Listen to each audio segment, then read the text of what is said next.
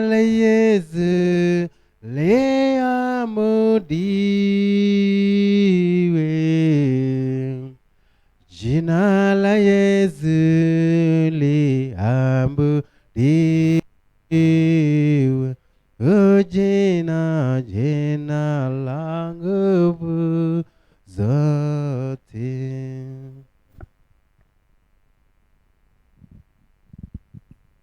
Baba yetu Mwenyezi Mungu, kwa jina la Yesu Kristo, ni kweli tunaabudu jina lako Bwana, na tunatoa sifa na shukurani, na tunasema ya kwamba wewe ni Mungu na stahili ibada yetu kila wakati. Baba, ninaomba ya kwamba uweze kuwa nasi kwenye ibada, uweze kunena na mioyo yetu Bwana kupitia neno lako, kwa sababu mteule ana sikio la ndani. Ndio maana Roho Mtakatifu anasema katika Ufunuo kwa kila kizazi, aliye na sikio na asikie vile Roho ayaambia makanisa. Basi Bwana, kwa sababu umetujalia yale masikio, naomba utusaidie Bwana kuweza kuelewa sauti yako na kuendelea kuimarika sana katika imani ambayo umerejeshea watakatifu. Tusamehe dhambi zetu Bwana. Osha mioyo yetu, ondoa hukumu zote na dosari na hatia, uziweke kwenye bahari ya sahau katika damu ya Yesu Kristo. Unajua matarajio ya maisha yetu.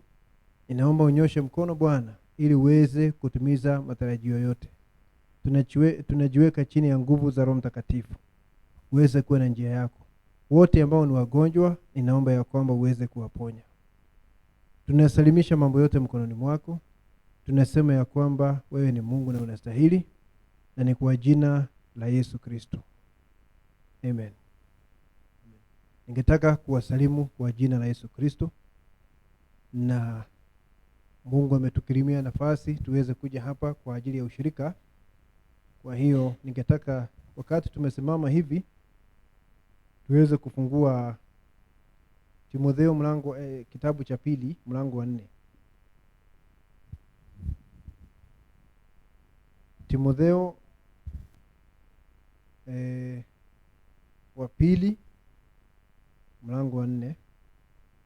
Tuweze kusoma mstari wa kwanza mpaka wa 8.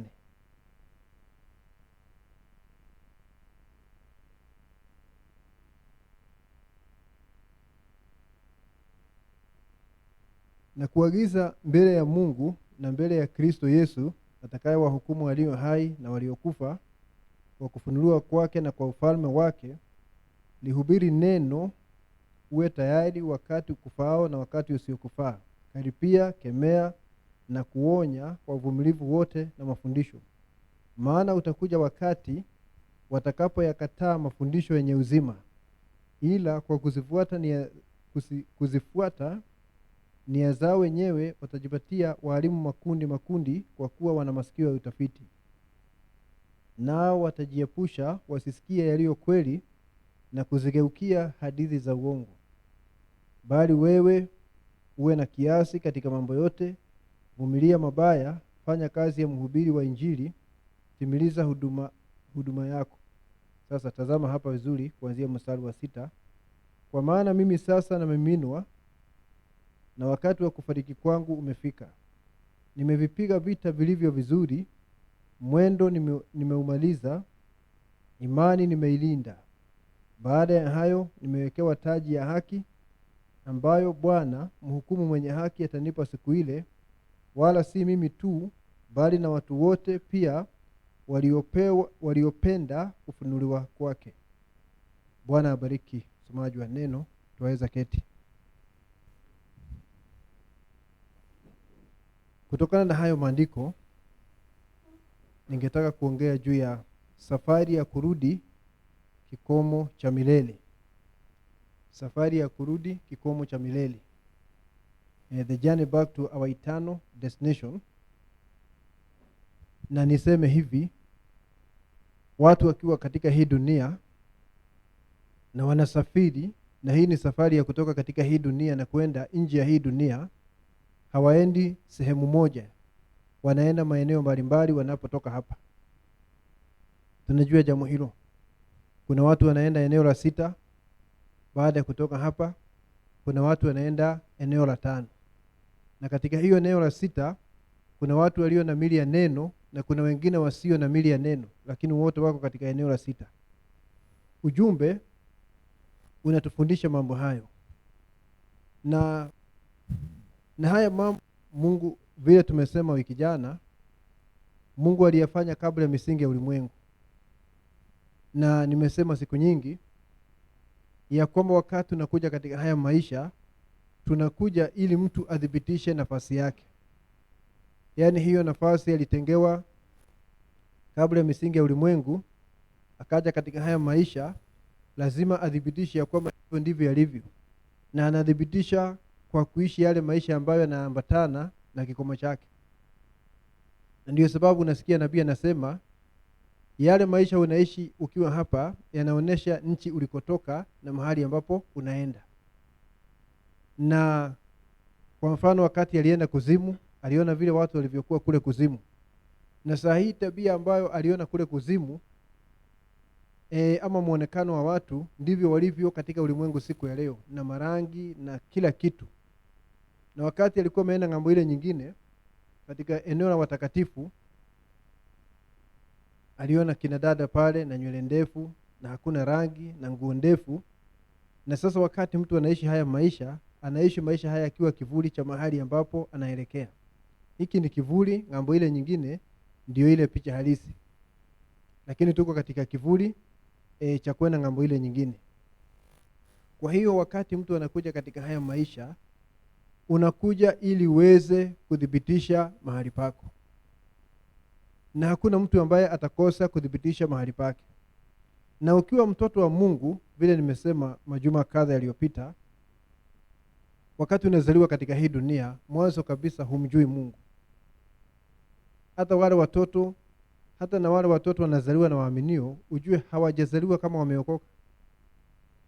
Wanaweza kuwa katika mazingira ambamo wanasikia neno la Mungu kila wakati, lakini lazima wafike mahali waokolewe wao wenyewe. Kwa sababu tunajua Mungu hana wajukuu. Mungu ana watoto peke yao, lakini hana wajukuu.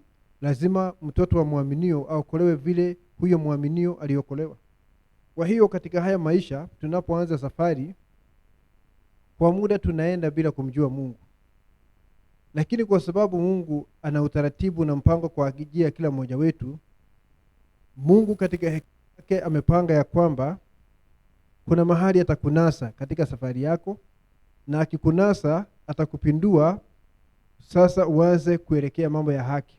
Ulikuwa unaenda hivi na dhambi ni kutokuamini, sasa anakupindua uanze kuelekea njia ya haki. Tumeona juu ya Paulo hapa. Na tunajua maisha yake ya pale awali akiwa katika dini ya Wayahudi, vile ambavyo alikuwa anatesa wanafunzi wa Yesu Kristo. Na siku moja Mungu akamshika na akapindua mkondo wake. Na kutoka hapo akawa mtumishi wa Mungu na akawa na juhudi sana katika kazi ya Mungu. Na hapo wakati ambapo tumemsikia akiongea ni mwishoni mwa safari yake, kwa sababu Mungu amemfunulia ya kwamba wakati wake wa kutoka duniani umewadia. Lakini akiangalia nyuma hawezi kujuta, kwa sababu anasema amepigana vita, ameilinda imani, hana majuto wakati anaondoka katika haya maisha, kwa sababu anaridhika ya kwamba vile ambavyo alikuja hapa katika hii dunia aweze kudhibitisha mahali pake katika maisha, amedhibitisha jambo hilo. Na hiyo ndio sababu wakati anaondoka hana majuto.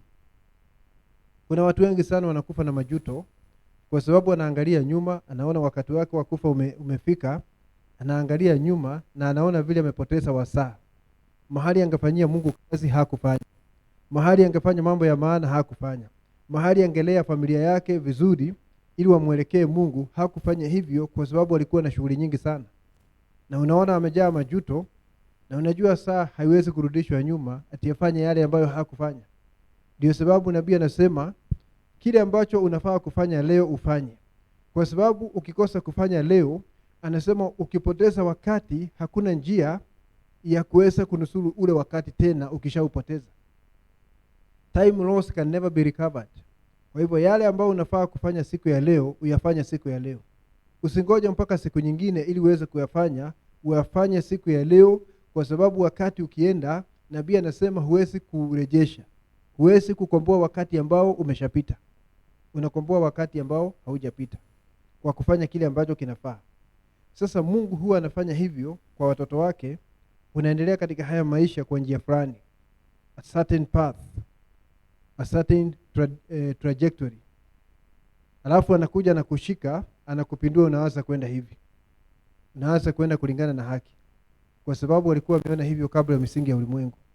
Na kwa Mungu ndiye mwenye hekima yote. Kuna watu wanaokoa wakiwa wachanga, wakiwa na miaka 10, na kuna wengine anangoja mpaka wafike miaka 80 ndipo awaokoe, na ule wokovu ni mmoja. Mwingine amekaa mpaka miaka 80, kama yule mtu nabii anatuambia alikuwa anaitwa kafiri, infidel, ambaye alikuwa anasema hakuna kitu kama Mungu. Hii miaka 75 nimeishi hapa duniani, nimekuwa nikiangalia kila mahali, sioni dalili ya Mungu. Na hata hawa watu wanaitwa wahubiri, hakuna kitu wanajua, ni kuongea tu. Na unajua nabii aliongoza yule mtu akaokoka, yule infidel kule kwa shamba. Huyo mtu alikuwa na miaka 75 na akaokolewa. Wengine wanaokolewa wakiwa na miaka 10. Na huwezi kuswali Mungu, kwa nini unafanya hivyo? Mbona ukaacha huu miaka yote aishi akiwa kafiri namna hii, unakuja kumuokoa mwishoni? Hiyo ni hekima ya Mungu. Na Mungu anaokoa mwingine akiwa na miaka 15 ama 10. Hiyo yote ni hekima ya Mungu. Jambo ni kwamba watoto wa Mungu kabla ya kuondoka katika haya maisha lazima wawashike na waoneshe njia ya haki, na wabadilishe mkondo, waanze kwenda kwa njia tofauti. Jambo la muhimu sana ni hilo. Na ingawa watu wanakuja katika hii dunia, hata wengine wanaweza kuwa ndani ya familia moja, familia ya kawaida, kikomo cha watu sio kimoja, watu wanaenda katika vikomo tofauti. Kwa mfano tunaona hapa Jacob na Esau walizaliwa na baba mmoja na mama mmoja. Walikuwa katika tumbo moja la uzazi, wakalelewa katika mazingira yale yale na wazazi wale wale. Lakini nabii anasema ya kwamba walikuwa ni mbegu tofauti kabisa, mmoja kutoka kwa mwingine. They were of different seed. Ingawa walikuwa na tumbo moja la uzazi, wazazi ni wale wale, lakini walikuwa ni watu tofauti kabisa. Na kwa sababu walikuwa mapacha, inawezekana hata walikuwa wanafanana sana. Lakini unaona, kwa sababu nabii anatuambia mtu ajapo katika haya maisha anakuja adhibitisha nafasi yake, ya kwamba hii ni nafasi ni yake, hii nafasi alitengewa kabla ya misingi ya ulimwengu, na wakati anakuja hapa hana uwezo wa kufanya kingine isipokuwa kile Mungu amekusudia. Kwa hivyo kuna njia yake ambayo imeandaliwa na Mungu. Kuna njia ambayo imeandaliwa na Mungu. Na kitabu cha Mhubiri kinasema ya kwamba, na ni Suleimani aliandika kile kitabu, akasema kuna jambo niliangalia. Niliona ya kwamba kile kitu ambacho Mungu amepinda uweze kukinyosha. Ikiwa Mungu alikuwa amesema ya kwamba Judas atakuja hapa na msaliti Yesu, hungeweza kufanya Judas mwenye haki. Mungu akipinda kitu kimepindika. Na tunaona hawa watu wawili, kwa mfano Jacob na Esau, wamezaliwa na wazazi wale wale, wamezaliwa katika ujumbe wa siku hiyo.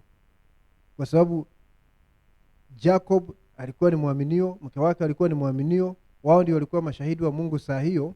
Sasa amezaliwa na waaminio, wao katika ujumbe wa wakati. Jacob alikuwa anatembelewa na Mungu, walikuwa katika ujumbe wa wakati. Esau alikuwa katika hayo mazingira. Unaona? Samani, nasema Isaac alikuwa na ule ujumbe wa wakati. Na sasa amezaa hawa watoto wawili, Yakobo na Esau. Yeye akiwa na ule ujumbe wa wakati, Isaka baba yao. Basi wakazaliwa katika mazingira ya ujumbe, lakini walikuwa ni watu tofauti kabisa. Na tukifuatilia hadithi yao pale katika kitabu cha Mwanzo, tunaweza kuona mpaka vile walikuwa na vita katika tumbo, mpaka mama yao Rebeka akashindwa nini kinaendelea. Mungu akamwambia kuna mataifa mawili yaliyo ndani yako, na yule mdogo ama yule mkubwa atamtumikia yule mdogo.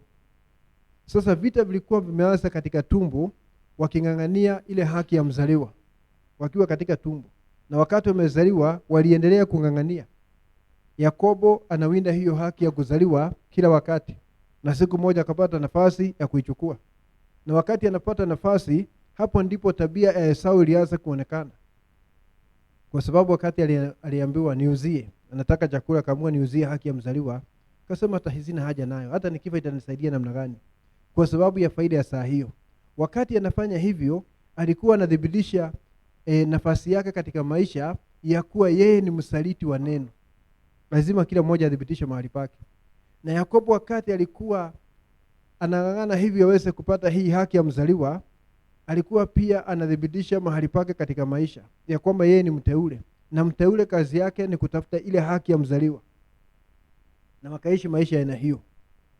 Na hata wakati ilifika kuoa, Esau akaenda kuoa wanawake kutoka Canaan ambao walifanya maisha ya wazazi wake kuwa magumu sana, mpaka mama yake Rebeka akasema ya kwamba kama Yakobo ataoa wanawake kama hawa wa Esau, sitakuwa na tamaa tena ya kuishi haya maisha, kwa sababu ya vile ambavyo alikuwa ameteseka, kwa vile huyu ameleta hawa wanawake pale nyumbani wasiwaamini. Akamwambia Yakobo, usifanye hivyo, lakini uende mahali tulitoka, uende ukapate mke kule. Kwa hivyo kila mmoja, ingawa walizaliwa katika familia moja, kila mmoja alikuwa na njia tofauti. Kila mmoja alikuwa na njia tofauti, na kikomo chao hakikuwa kile, kila mtu alienda kikomo chake. Tunajua ya kwamba Esau aliuza haki ya mzaliwa, na baadaye wakati aliona ya kwamba ameuza, Biblia inasema katika Waebrania, alijaribu kuifuatilia tena na kuirejesha kwa makini sana na kilio na machozi, lakini haikuwezekana, kwa sababu ni kama Judas. Sijui kama mnajua Judas, baada ya kumsaliti Yesu tena alikuja akajuta, na hata akarejesha pesa, lakini wale wazee hawakuchukua zile pesa, wakaenda wakanunua shamba mahali pa kuzika watu kama hao. Sasa kule kujuta kwa Judas hakungemsaidia, kwa sababu nabii anasema kuna siku mtu anaweza kuvuka mpaka ulio baina ya neema na hukumu. Na sasa yeye alikuwa amevuka ule mpaka. Sasa kujuta kwake hakukusaidia chochote. Na Esau alifanya hivyo hivyo katika Agano la Kale. Na Waebrania inasema ya kwamba alijaribu sana kutafuta hiyo haki ya mzaliwa, lakini isingewezekana.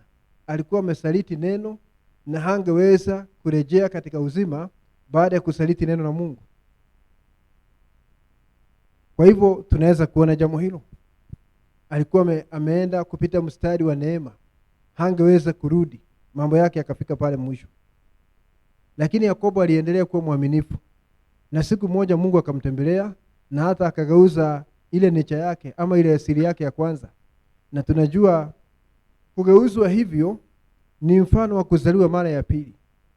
Maana wakati unazaliwa mara ya pili, asili ya ulimwengu inaondolewa. Biblia inasema katika Wakorintho wa pili na mlango wa 5, wakati unazaliwa mara ya pili, ya kale yote yameisha na umekuwa kiumbe kipya. Yakobo akageuzwa na yule malaika, na hata akaanza kuchechemea kuonesha kwamba kuna mabadiliko yamefanyika ndani yake. Na sasa ikafika wakati wa kufa. Hatuambiwi sana juu ya kifo cha Esau, lakini tunaambiwa juu ya kifo cha Yakobo. Maandiko yanatuambia hivyo pale katika Mwanzo 49, labda hatuna wakati wa kusoma. Tunaambiwa juu ya kifo cha Esau, cha Yakobo. Esau tunajua alikufa na akaenda kuzimu. Hiyo bila shaka, kwa sababu nabii anasema kuna watu ambao Mungu alikusudia wakwazwe na neno. Na wakikwazwa na neno, basi Mungu anapata sababu ya kuondoa majina yao kwenye kitabu. Na walikusudiwa wakwazwe na neno kwa sababu si watoto wa Mungu, ingawa walikuwa ndani ya Ukristo wa kweli. Lakini walikuwa pale bila ufunuo. Walikuwa pale lakini hawana ufunuo, ndani ya ujumbe wa wakati, ndani ya Ukristo wa kweli, lakini hawana ufunuo, lakini wako pale. Na kwa hivyo wakati yeye alisaliti neno, tunajua bila shaka jina lake likaondolewa kwenye kitabu. Na baada ya jina kuondolewa kwenye kitabu, basi wakati maisha yake yalifika mwisho, alienda kuzimu. Kwa sababu ule muda ambao mwanadamu anaishi hapa unaamuriwa na Mungu. Mungu ndiye huwa anaamua mwanadamu ataishi hapa kwa muda gani. Na hakuna mtu anaweza kupunguza sekunde moja ama kuongeza sekunde moja. Ni Mungu anaamua. Mwenye haki ataishi hapa miaka mingapi na mtu muovu ataishi hapa kwa muda gani. Mungu ndiye anaamua mambo haya. Na Esau akafa na akaenda kuzimu, na yuko pale siku ya leo anangoja hukumu. Lakini ukimwangalia Yakobo, usome katika Mwanzo 49, inasema alikuwa amefika mahali amekuwa na upofu. Unajua wakati mtu anazeeka, mwili unazidi kuwa mdhaifu. Hata kama wewe ni mtu umejazwa na Roho Mtakatifu, mwili unazidi kuwa mdhaifu kwa vile haujakombolewa. na sasa alikuwa amelala pale kwenye kitanda, na Biblia inasema ya kwamba basi akajikaza akaketi pale ili abariki watoto wake, na Biblia inasema kutoka hapo akakusanywa pamoja na watu wake. He was gathered unto his people. Unaona? Na hiyo ni kufa kwenda kwa wale watu wengine wa aina yake ng'ambo ile. Kama vile William Branham alienda eneo la sita pale na akapatana na wale waaminio, na malaika akamwambia umekusanywa pamoja na watu wako. Kasema familia ya Branham haikuwa na watu wengi hivi, maelfu ya watu. Kaambiwa hii sio familia ya Branham, hawa ni waongofu wako. Hawa ni wale ambao katika huduma yako uliongoza kwa Kristo. Ndio hawa sasa umekusanywa pamoja nao. Na kuna swali nabii aliuliza yule malaika. Kamuuliza, huu ni wakati ule nitakufa nitakuja hapa? Akamwambia ndio. Kwa hivyo ilijulikana William Branham atakufa kabla ya unyakuo, na atapumzika kidogo na siku moja ataweza kurejea.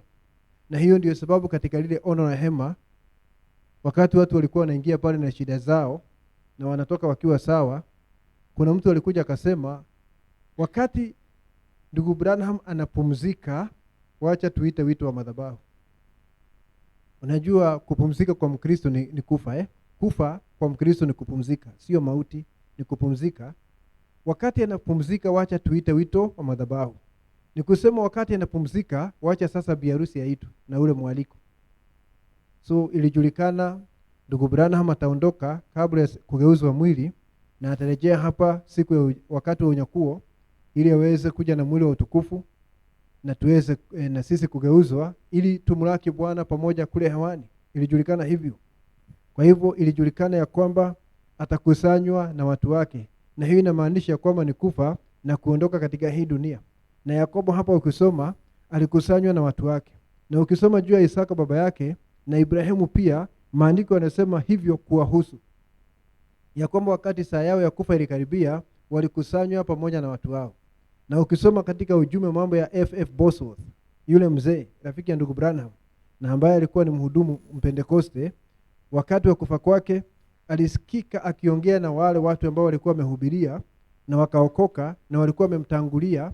Unasikia akiambia ndugu ambaye wewe huoni, ati hatujaonana kwa miaka 40, kwa sababu huyo ndugu alikuwa ameenda ng'ambo ile nyingine ya pazia.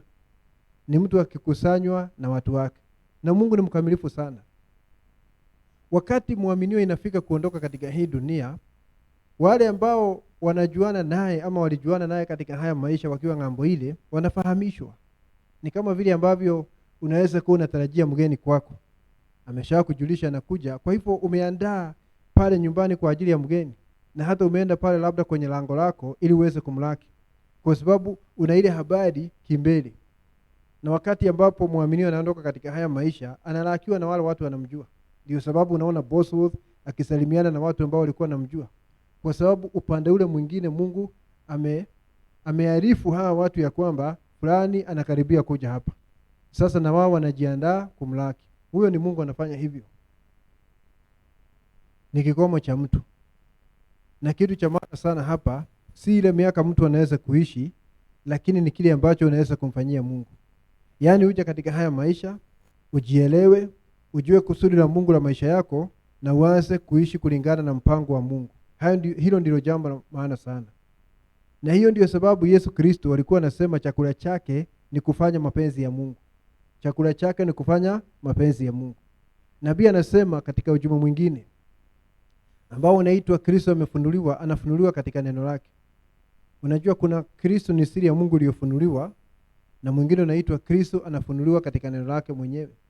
Sasa katika huu ujumbe Kristo anafunuliwa katika neno lake mwenyewe, anasema ya kwamba sharti kila muaminio aende kwa Mungu umuulize, Baba, ungetaka nifanye nini katika haya maisha? What will you have me do? Ungetaka nifanye nini katika haya maisha? Kwa sababu maisha yetu sio yetu, maisha yetu ni ya Bwana. Yeye ndiye alitukomboa kwa damu yake, na sisi tu mali yake. Na huwezi kuishi vile unataka, lazima ujue ya kwamba juu yako kuna mtawala ambaye ni Yesu Kristo. Na mapenzi yake ndiyo yanatakikana ndani ya maisha yetu. Na wakati unajua hivyo, unaanza kutembea kwa njia conscious. Yaani njia ya kujielewa katika haya maisha, na ukiwa na matarajio kwa vile kuna mambo fulani Mungu amesema katika neno, na haya mambo utaenda ukipatana nayo, na utaenda ukiimarika kiroho, na Biblia inasema ya kwamba tunatoka utukufu mmoja na kwenda mwingine, na huwezi kuishi vile walimwengu wanaishi, maisha tu ya anasa ambayo hayana kusudi, ama kusudi la mtu ni kupata mali ya dunia hii, ama ni kuwa MCA kama msimu kama huu. Mnaona vile watu wanatafuta zile nyadhifa, wengine wako desperate sana. Nilienda mahali juzi, nikasikia mmoja akisema, tafadhali nimetafuta hiki kitu mara 3 na nimekosa, munihurumie kabla ya kuvunjika moyo. Ati hiyo ni tafuta kura. Mtu anakuwa desperate kiasi hicho, na yeye hawezi kuwa desperate namna hiyo akitafuta uzima wa milele, lakini wakitafuta ule wadhifa ili aweze kuwa mheshimiwa, aitwe mheshimiwa na watu. Wewe fikiria, mtu akikwambia umchague umhurumie na hajakwambia atafanyia watu nini, ni umchague kwa umhurumie, ameanguka mara nyingi sana. Angalia jambo kama hilo. Unaona? Sasa huwezi kuishi maisha yako kwa njia hiyo. Maisha ya muaminio yanakusudi. Yanakusudi, na wakati ujumbe unafunuliwa mbele zako, unaweza kuona mahali ulitoka, na unaona kuna mahali utaenda baada ya maisha haya, na unaona kwa sasa unatakiwa kuwa unafanya nini hapa. Sasa unaanza kuishi maisha yaliyo na kusudi na maisha yaliyo na lengo. Na Paulo alikuwa anafanya hivyo. Alikuwa katika shughuli ya baba yetu, alikuwa mtu mwenye juhudi, hakuwa anataka kupoteza wasaa hata kidogo. Alienda kila mahali akifanya kazi ya umishonari, na hata wakati aliambiwa sasa wakati wako unakaribia kuondoka, hakuwa na majuto, kwa sababu mwenyewe anashuhudia kusema, nimekimbia mbio, nimemaliza mwendo na nimeilinda imani. Yaani amesalia kuwa mwaminio mkamilifu wakati ambapo maisha yake ya duniani yanafika kikomo. Kwa hivyo hata wakati alikuwa anakaribia kukatwa kichwa kule Rome, hakuwa na hofu katika moyo wake, wala hakuwa na majuto ya kwamba nilipoteza nafasi hapa ningefanyia Mungu jambo, hapa ningetumikia watoto wa Mungu na sikufanya hivyo. Paulo hakuwa na majuto kama hayo. Alikuwa anajua amemaliza mwendo na ametimiza kusudi lake, na sasa anaweza kwenda ng'ambo ile nyingine. Na wakati alikatwa kichwa, tunajua kile huwa kinafanyika. Nafsi yake ambayo imejazwa na Roho Mtakatifu iliachana na ule mwili wakazika. Nafsi yake ikaingia katika mwili wa neno, na mwili wa neno ni mwili wa hali ya juu zaidi, hata huwezi kulinganishwa na mwili huu. Ni mwili wa kiungu, mahali ambapo huna haja ya kinywaji, hakuna kiu, hakuna haja ya chakula. Unaona? Hata usipolala ama uelewe hewani, hakuna siku unaweza kuchoka. Akaingia katika ule mwili, na tunajua wakati mtu anaingia katika mwili wa theophany ni utaratibu wa Melkizedeki. Maana Melkizedeki ni Mungu katika mwili wa neno, na wewe ukiingia katika theophany umeingia katika order of Melkizedek, utaratibu wa Melkizedek. Na wale wanaingia pale wanasubiri ufufuo, wakati watashuka kutoka eneo hilo la 6, na mili yao hapa itainuliwa na itukuzwe iweze kuja juu ya mwili wa neno. Huo ndio unaitwa mwili wa utukufu, na mtu kama Paulo anagoja jambo hilo. Na hivyo mtu ambaye ni muovu, wakati anakufa kuna mahali pake anaenda. Ndio sababu unasikia Biblia ikisema ya kwamba Yesu anaongea juu ya wanafunzi wake akiomba, anasema, Baba, wale ambao ulinipa hakuna mmoja amepotea, nimewalinda wote, hakuna mmoja amepotea isipokuwa yule mwana wa upotevu, the son of perdition, ambaye ni Judas, ambaye alizaliwa akiwa mwana wa upotevu. Hakuna siku amewahi kuwa mtoto wa Mungu, lakini aliletwa katika kanisa la Mungu miongoni mwa waaminio atekeleza hiyo kazi ya kumsaliti Yesu, damu ipatikane kwa ajili ya ukombozi. Na alipomaliza hiyo kazi, hakuwa na lingine katika dunia isipokuwa kujinyonga na aende kuzimu. Na hata mtu ambaye si mtoto wa Mungu, kuna mahali pake ambapo ametengewa na Mungu. Hebu tusome kitabu cha Matendo mlango wa 1. Matendo mlango wa 1, uone pia mtu muovu. Tumeongea juu ya Paulo, tumeongea juu ya Yakobo. Yakobo ukisoma Mwanzo 49, Biblia inasema vile alikusanywa pamoja na watu wake. Angalia mtu muovu naye wakati anakufa. Matendo mlango wa 1, ningetaka tusome pale kuanzia mstari wa 20. Wakati Petro alisema lazima sasa mtu achukue nafasi ya Judas ambaye alisaliti neno. Wakati alisema hivyo, ingawa tunajua kwa kweli yule mtu ambaye alikuja kuchukua nafasi ya Judas sio huyu ambaye walichagua hapa Mathia. Tunajua hii nafasi ilichukuliwa na Paulo ambaye Mungu alimleta baadaye, si Mathia. Mathia alichaguliwa na kanisa, na nabii anasema hakuna kitu ambacho alifanyia Mungu. Tazama kutoka mstari wa 20 mpaka 25 inasema, kwa maana imeandikwa katika chuo cha Zaburi, chuo ni kitabu, kikao chake ama nafasi yake, hicho ni kikao chake na kiwe ukiwa, wala asiwepo mtu mwenye kukaa humo. Tena usimamizi hapa sasa ni huduma, apostolic ministry, huduma ya kimitume. Usimamizi wake autwae mwingine. Basi katika watu waliofuatana nasi wakati wote Bwana Yesu alipokuwa akiingia na kutoka kwetu, kuanza tangu ubatizo wa Yohana hata siku ile alipochukuliwa kwetu kwenda juu, inapasa mmoja awe shahidi wa kufuka kwake pamoja nasi. Wakaweka wawili, Yusufu aitwaye Barsaba, aliyekuwa na jina la pili Yusto, na Mathia. Kisha wakaomba wakasema, wewe Bwana ujuaye mioyo ya watu wote, tuoneshe ni nani uliyemchagua katika hawa wawili ashike mahali katika huduma hii na utume huu. Sikia hapa, aliyoukosa Yuda aende zake mahali pake mwenyewe, to his own place. Alikuwa na mahali pake, na unajua mahali pake tunajua ni wapi, maana Yesu alikuwa ameongea pale katika Yohana, akasema ya kwamba alizaliwa mwana wa upotevu. He was born the son of perdition. Unajua upotevu inahusiana na Jahannam. Alizaliwa mwana wa upotevu, na alipotoka hapa alienda upotevuni. Tunaona jambo hilo, alienda mahali pake mwenyewe. Na haya ni mambo Mungu aliamua kabla ya misingi ya ulimwengu, na mtu hawezi kuishi kingine isipokuwa kile ambacho Mungu aliamua. Sasa Judas akaenda mahali pake. Tumeona juu ya Paulo, tumeona juu ya Yakobo. Na muaminio siku ya leo, Mungu akikuita, anakuita na mwaliko, jumbe. Na ujumbe huu ni mwangaza. Ujumbe huu ni mwangaza, ni Mungu anajifunua kwako. Na wakati Mungu anajifunua kwako, hapo ndipo unapata kujifahamu wewe ni nani. Kama vile ambavyo kwa mfano Yesu alijifunua kwa Petro. Petro akasema wewe ni Kristo mwana wa Mungu aliye hai. Na wakati Petro alipata ule ufunuo, Yesu naye akamwambia na wewe ni nani. Wakati Kristo anajifunua kwako, ni wakati huo huo na wewe unajifahamu. Kristo akifunuliwa inamaanisha na wewe pia unafunuliwa kwako mwenyewe. You are revealed to yourself, ili uweze kujifahamu wewe ni nani.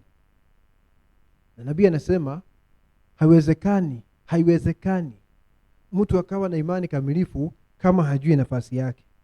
Lazima nafasi yako ifunuliwe ili uweze na imani kamilifu. Angalia vile aliambiwa na malaika pale kwenye mapango. Ukifanya watu wakuamini wewe. Ukifanya watu wakuamini baada ya kutumwa na Mungu, hakuna kitu kitasimama mbele, hata kansa. Kwa hivyo wakati alipata kujua mahali pake, sikia, wakati nabii alipata kujua mahali pake, hata kansa haingesimama mbele yake. Na ndio sababu alikuwa anaenda katika mikutano, baada ya kuongea kwa muda anasema, sasa ninaweka kila roho hapa na kila mtu hapa chini ya mamlaka yangu, kwa sababu alijua nafasi yake. Na akishasema hivyo, sasa ni wakati wa kutoa mapepo, magonjwa yaondolewe, kwa sababu ni mtu ambaye anaelewa nafasi yake. Na nabii alielewa nafasi yake. Na ukielewa nafasi yako kama ndugu na dada, uelewe ya kwamba wewe ni mwana na binti wa Mungu, utaanza kuwa na imani kamilifu.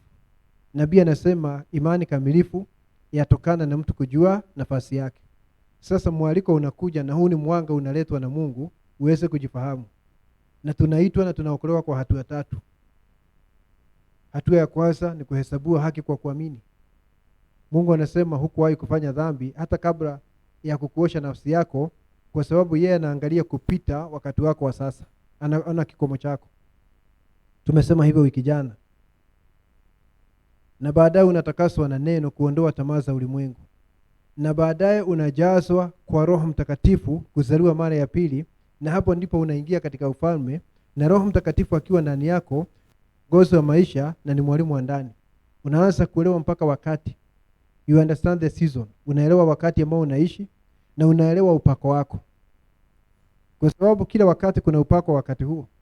Siku ya leo tunajua tunaishi mwishoni mwa dahari. Siku ya leo tunajua ya kwamba tumefika katika jiwe la kilele. Siku ya leo tunajua ya kwamba ni upako wa tai ulio katika dunia kwa ajili ya kupambana na farasi wa kijivujivu. Unaweza kuelewa mambo hayo na unaweza kuimarika ndani ya Kristo, kwa sababu huwezi kuwa ukiwa nje ya Kristo. Na kwa sababu hiyo unaanza kuenda ulimwengu.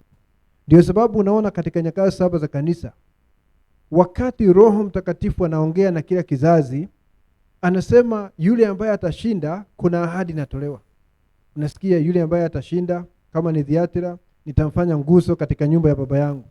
Pengine unasikia Sardis, yule ambaye atashinda, sitaondoa jina lake kwenye kitabu cha uzima. Kwingine unasikia yule ambaye atashinda, nitampatia jina jipya, na katika jiwe na hilo jiwe jeupe jina lake litakuwa mle ndani, na hakuna mwingine anaweza kujua isipokuwa huyo ambaye ameshinda. Na kisha nabii anakuambia wewe ukiwa katika kizazi hiki, mambo hayo yote unaona wengine wakiahidiwa, unakuja unarithi yote. Unaona? Kwa sababu katika kila kizazi Mungu amekuwa akitafuta mshindi wa kila kizazi. Na siku ya leo ni kizazi kiovu. Shetani ametanda kila mahali, kuna farasi wa kijivu, udanganyifu ni mwingi sana, na udanganyifu umepenya mpaka ukuta wa ujumbe na kuingia miongoni mwa waaminio. Shetani yuko miongoni mwa waaminio. Katika hali ya wahubiri wa uongo, katika hali ya wandugu na wadada wa uongo, shetani yuko katika framework ya kanisa. Na hivyo muaminio halisi anatakiwa kushinda mambo hayo. Muaminio anatakiwa ashinde anasa za kizazi hiki na filosofia za watu na itikadi na dhambi na upotovu wote. Aweze kuwa ni mshindi wa kizazi. Maana Mungu katika kila kizazi anatafuta washindi. Na huwezi kushinda mpaka uchukue nafasi yako. You have to be in your position to be an overcomer. Lazima uwe katika nafasi yako. Ndio maana unaona nabii hakuna kitu kingesimama mahali mbele yake wakati alipata kujua yeye ni nani. Na wakati haya maisha yanaisha kwa Mkristo, ikiwa Mungu amepanga ya kwamba ndugu fulani ama dada fulani ataondoka kabla ya mwisho wa dahari. Ni ndugu, ni dada, amezaliwa mara ya pili, lakini Mungu kwa hekima yake yasema ya kwamba lazima aondoke kabla ya mwisho wa dahari, basi ni mwili tu anaacha, vile Paulo aliacha mwili wake, na anaenda kikomo chake, anaingia katika mwili wa neno, anapumzika. Na anasubiri siku moja atashuka hapa, mwili ambao aliacha hapa utainuliwa tena. Ni koti ambalo aliacha hapa litainuliwa tena. Naona? Kuna mahali Paulo alikuwa ameacha koti lake. Kasema na muniletee ile kabuti. Alikuwa naona ya kwamba majira ya baridi yanakaribia. Kasema muniletee kabuti. Ikimaanisha ya kwamba kabuti ambalo unaacha hapa lazima siku moja utakuja na kuchukua. Nabii anasema wakati mtu anakufa na mwili unawekwa katika kaburi, anasema you have hung your coat there. Ni koti lako umetegemeza hapo na siku moja utakuja kulitoa tena likiwa na utukufu. Ndio sababu sisi waaminio si watu wa kuwa na majonzi ambayo hayana mwisho ya kwamba ndugu ama dada ameenda, kwa sababu tunajua yale yanafanyika. Amepita kwenda kupita pazia upande ule, lakini kuna saa anarejea aweze kuchukua mwili wake ukiwa umetukuzwa. Na mwili wake uweze kuja juu ya mwili wa neno. Na kutoka hapo sasa twende katika karamu ya harusi ya mwanakondoo, ili tukutane na Bwana wetu Yesu Kristo. Na kuna wale Mungu amekusudia hawataonja mauti. Watashinda kila kitu mpaka siku hizi. Wana wa Mungu na binti wa Mungu waliodhihirishwa waweze kushinda kila kitu na kila jaribu la kizazi hiki. Usiogope ya kwamba shetani ametokea sana. Tunasikia watu wanaabudu shetani. Tunasikia kuna Illuminati. Tunasikia mapepo wako na nguvu. Biblia inasema aliye ndani yako ni mkuu kuliko aliye katika ulimwengu. Sasa unajua maneno ya shetani yakinenwa sana, ni hofu inawekwa ndani ya watu. Kama vile Goliathi alikuwa anasema, anaamka kila asubuhi kutukanana, hawa watu wanazidi kudidimia na kupata hofu na kuwa na uoga mwingi sana. Lakini wakati mmoja alikuja ambaye hamjali hata kidogo Goliathi. Daudi alipokuja hakumjali na hakujali hayo maneno. Kwanza alikuwa katika mbio sana ya kwenda kumuua. Alikuwa mbioni akamuue Goliathi. Lazima tujue aliye ndani yetu ndiye mkuu kuliko aliye katika ulimwengu. Na Mungu amekuleta hapa uweze kuwa mshindi kabla ya kuelekea kikomo chako cha umilele. Na mwisho wa dahari nini itafanyika? Mwisho wa dahari chini ya baragumu, muhuri wa 7 tunajua ni sehemu 3. Baragumu hiyo pale inageuza mwili wako huu. Na kwa sababu umegeuzwa, sasa unaweza kuungana na ule mwili wa neno. Saa hizi tuko aligned, tumeunganishwa na miili yetu ya neno, lakini kuna siku mwili wa neno na huu utakuja uweze kuwa kitu kimoja, uunganishwe na Mungu. Saa hizi ni alignment, yani tumewekwa laini moja na mwili wetu wa neno, lakini mwili wetu wa neno haujaungana na mwili huu. Mwili huu lazima ugeuzwe uweze kuunganishwa kama kitu kimoja na ule mwili wa neno, huu mwili wa kawaida. Ili isemekane ya kwamba sasa tuna mwili wa utukufu, tuweze kwenda ngambo ile nyingine. Sasa neno likiletwa mbele yako ni kukusaidia uweze kujiona, uweze kuona mahali ulitoka na kikomo chako na unafanya nini hapa. Sijui kama unajua, wakati mhubiri analeta neno, ni kioo anasimamisha mbele yako. Mhubiri akileta neno ni kioo anasimamisha mbele yako, uanze kujiangalia. Uweze kuona Mungu anataka uwe hivi na hivi na hujafika kuwa hivyo. Kwa hivyo unaweza kujinyosha. Ndio sababu unaona wakati neno likisimamishwa mbele yako na unaona upungufu, unamulilia Mungu akusaidie. Kazi yetu kama wahudumu, na sisi pia ni watu Mungu anafanyia kazi. Kazi yetu ni kusimamisha kioo mbele yako ili uweze kujiona, uone mahali umefika na uone unahitaji nini na nini. Umuendee Mungu ili umulilie. Kwa sababu neno huwa linakufunua. Neno huwa linafunua mtu. Unaweza kuwa wakati mwingine umekaa na unaona uko sawa, neno linaletwa, linaanza kukufunua, unaona kwingine ambao kuna dosari na shida ambazo hukuwa wewe ulikuwa unadhani uko sawa, lakini sasa neno limeanza kufunua mambo hayo. You have been uncovered by the word. Ili sasa umulilie Mungu. Baba nisaidie, nimeona mahali nimepungukiwa. Neno likiletwa ni kioo kinasimamishwa mbele yako. Uweze kuona kile kinahitajika, ulitoka wapi na unaenda wapi na ni nini inahitajika katika maisha yako. Mwishowe tuweze kukamilishwa. Ningetaka tuombe, tumalizie hapo. Wacha tuombe. Baba yetu Mwenyezi Mungu, kwa jina la Yesu Kristo, tunakuenzi, tunasifu jina lako. Bwana, tuko katika safari ya maisha haya tukielekea katika umilele. Maana tunajua hapa muda mfupi sana, lakini pia tuko hapa ili tuweze kuwa mashahidi wa Yesu Kristo. Tuweze kushinda kizazi hiki Bwana. Tuweze kuwa washindi wa kizazi hiki. Kwa sababu kila kizazi Mungu alipanga kabla ya misingi ya ulimwengu angekuwa na washindi, angekuwa na mashahidi, na hao ndio washindi wa kila kizazi. Tusaidie Bwana kizazi chetu kupata ufahamu huo kwa njia kamilifu, kuweze kupata uzima wa mwana kondoo na ufunuo wake kwa njia kamilifu, ili tuweze kushinda kizazi cha Laodikia. Kizazi hiki ambacho ni kiovu, mahali ambapo shetani ametoka kuzimu na jeshi lake la pepo, na sasa wanavamia maisha ya watu. Na ukasema kupitia nabii kwamba watu wakikataa neno wanajifungua, shetani afanyike mwili ndani yao. Basi ninaomba kwa jina la Yesu Kristo, utusaidie Bwana. Kila mmoja aweze kuwa na uzima huu. Kila mmoja aweze kufunguliwa macho ya ufahamu. Tuweze kuwa na imani ya kushinda kizazi kiovu. Mambo ya shetani na ushawishi wake yaweze kuwekwa chini ya miguu yetu. Wale walio na mahitaji mbalimbali unawajua, nyosha mkono ili uweze kutimiza kila hitaji. Wale ambao ni wagonjwa, mkono wako ni mrefu kutosha Bwana kuponya kila mmoja na kukutana na kila hitaji. Asante Baba, ninaomba uhudumie kila mmoja wetu. Tunakabidhi yote mikononi mwako kwa jina la Yesu Kristo. Amen.